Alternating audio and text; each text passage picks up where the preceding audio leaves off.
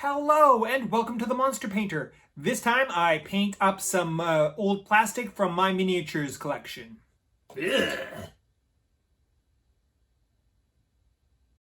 So let's get right into it. First up we have this goon. I believe he is a ninja out of some sort of Batman board game, but I don't know which one. Because it was a kid's game, our ninja is unarmed, which is okay. He comes as part of a set of 5, making for a nice little unit. Originally, they were all dressed in traditional ninja black, but I thought that was boring, so I gave them some nice, new, brown jumpers. They work well in a steampunk, or a modern setting, or even a science fiction setting, and could still be used as hired goons, but they could also be used as workers in hazmat suits. Either way, I think they'll be a lot of fun. From that same old Batman board game, we have this handsome fellow. In the original game, he was Nightwing, which is the grown-up original Robin Dick Grayson, but with a more independent identity. I didn't really need a Nightwing model, so I decided to paint him up brown and make him the captain of that unit of steampunk goons. I think it works, and he doesn't look too excessively superheroic. It makes the whole unit more fun, more tactically interesting, and more dangerous. Our next model is out of that classic Dungeons & Dragons board game, The Legend of Drizzt. The model is intended to be Drizzt's animal companion and pet, the ferocious Black Panther named Guinevere. Unfortunately, Black Panthers are too cool kid edgelord for my tastes. I wanted a more whimsical, ferocious animal companion, so I went all 1970s on the color scheme and made myself a pink panther. So much more fun. I will use her as a snow leopard animal companion in Frostgrave because I take not taking these games very seriously. Very seriously indeed. The next 3 models are all from an old Golden Compass board game. In terms of the original game mechanics, the different sized models would fit into each other's bases for some reason or other. I don't know why. I never played the game, and I never watched the movie or read the books, so I don't know what kind of context these things have. But I am a sucker for cheap plastic with tabletop potential, so here we go. Starting off with the lady, this model depicts Melissa Couture, a villain played by Nicole Kidman in the movie. I gave her a proper gaming base, easy enough. The other problem with this model is it is quite a bit out of scale. My favorite strategy for solving this kind of problem is a novel color scheme. Ms. Couture's flowing flapper gown lends itself to a ghostly approach. And because apparitions are creatures of the imagination, they are not restricted to proper scale. This way she can function as a convincing specter, and her extra height only adds to the menace. The next Golden Compass model depicts the tyrannical Eifur Raknison, who is quite a monster in his own right. But he is far too large to be convincing as a polar bear, even a polar bear in armor.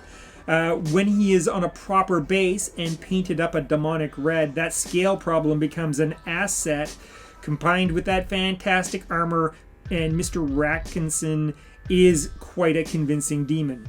He's even gotten work already playing the role of a key bearer of the Red King in the conclusion of my gaming group's Red King campaign. He pulled off the role, and we all had a blast. The last Golden Compass model depicts the Jackrabbit Hester. The scale of the rabbit is a touch big, but it is still acceptable, especially if you paint it up as the Rabbit of Carbanog from the movie Monty Python and the Holy Grail.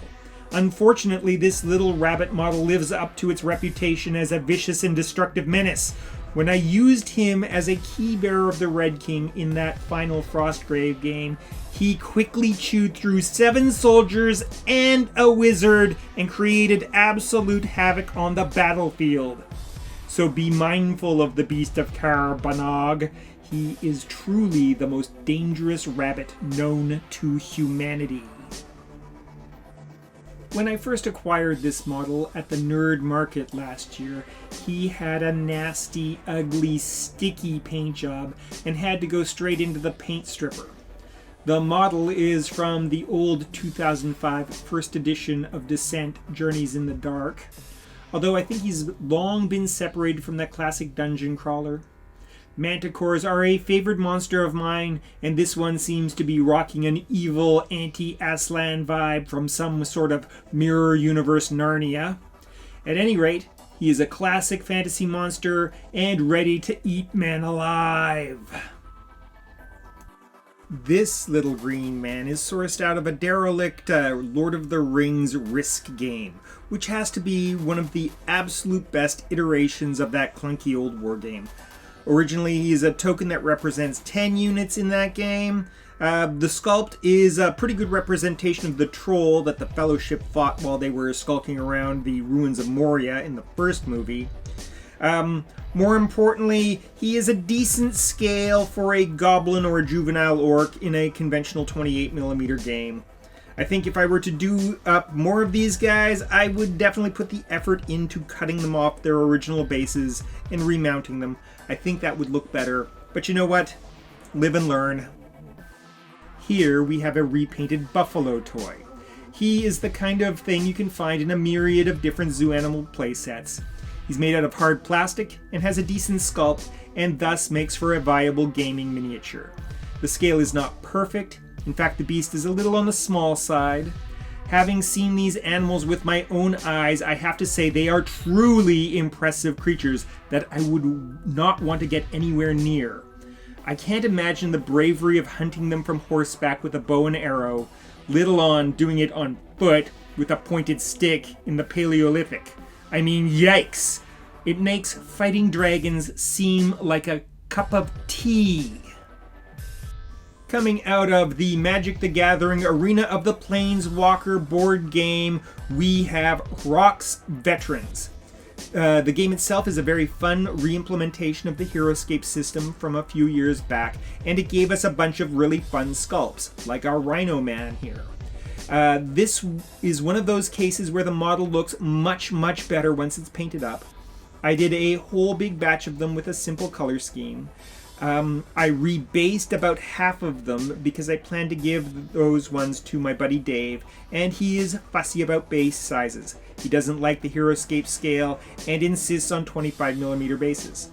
They are very fun models, and in my own headcanon, they clearly have emerged from the notorious breeding pits of Old Felstad, and will make great Rhino at Arms in a Frostgrave warband. Next up, we have another model from the Magic the Gathering Arena of the Planeswalker board game. The original intent for this model was as a two-fisted earth elemental called a Pummel Root Elemental, which is fine enough, but when I saw them I was inspired to create a much more gruesome entity. I call them Eye Stalkers, and so far they've gotten use as minor demons in Frostgrave. I imagine them to be somehow related to Beholders and able to shoot magic rays out of those eyes. But I really haven't worked out the details yet.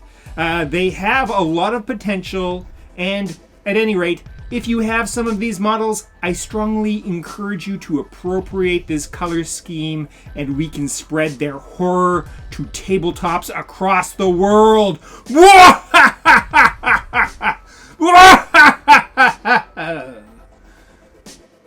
Our final miniature of the day is a truly super cheap model. He is the only one that did not start off life as part of a game. He is originally a very cheap medieval toy soldier from some long-lost and exceedingly cheap playset. His sculpt is very awkward and clunky, and he's way too large to be a knight at 28mm. Rather than seeing these as problems, I saw them as an opportunity. The goofy sculpt and off-scale called out Iron Golem to me. I aimed at a vibe of mixing Futurama's Bender with a Cylon from Battlestar Galactica. I rebased him using one of the HeroScape bases I removed from those Rocks Veterans from earlier, because, you know, super cheap. The end result is a surprisingly menacing construct, and I couldn't be more pleased. Now on to tonight's monster fight, featuring this Rocks veteran. He's angry, territorial, and loves the sweltering hot plains. Versus this horrifying eye stalker. He's got the look. Who will win? Who will lose? Only the dice can decide. Oh, wow. That's going to be an unusually dynamic and interesting fight, I think.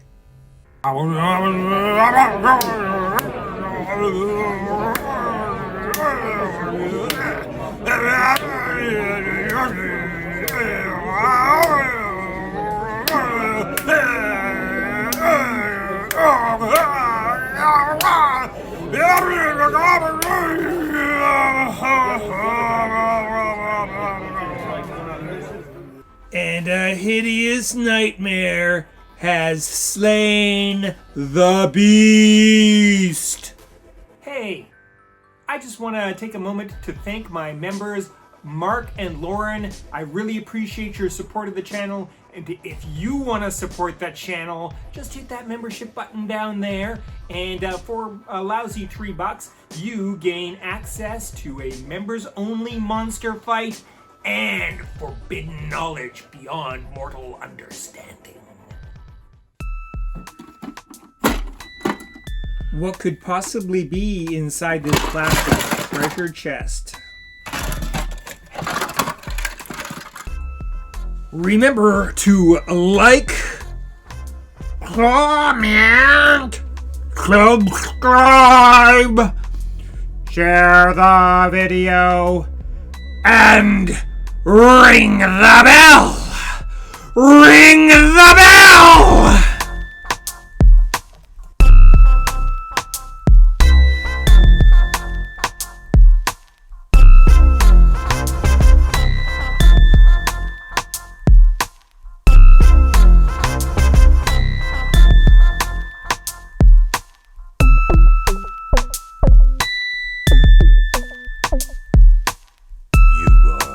Watching Les the Monster Painter.